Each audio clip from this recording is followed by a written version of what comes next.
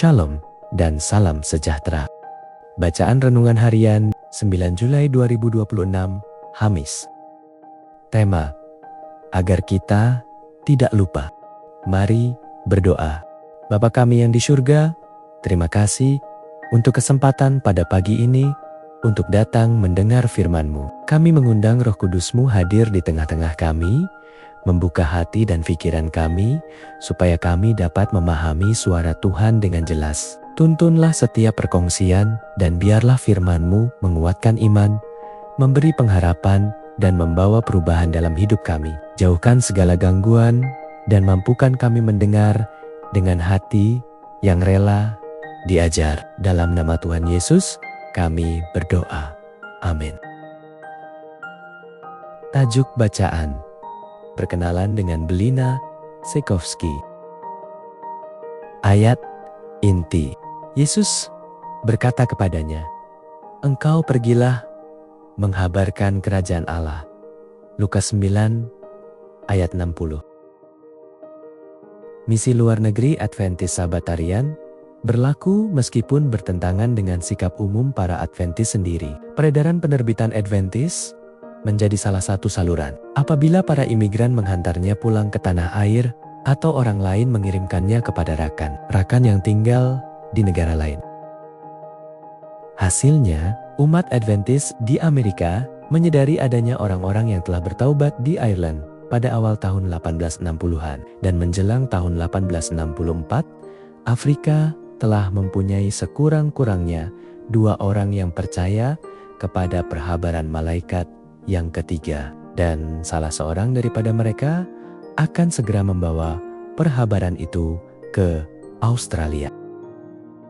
Suka atau tidak, gereja Seventh-day Adventist yang baru ditubuhkan sedang berhadapan dengan cabaran misi sedunia. Bukan sahaja ada orang-orang yang bertaubat, tetapi mereka ini juga terus-menerus meminta agar para misionari mengunjungi negeri-negeri mereka. Seperti pada banyak kesempatan lain, James White berada di barisan hadapan dalam membayangkan misi yang lebih besar untuk denominasi ini. Sebulan sebelum penubuhan General Conference pada bulan Mei 1863, beliau menulis dalam review bahwa perhabaran kita adalah untuk seluruh dunia.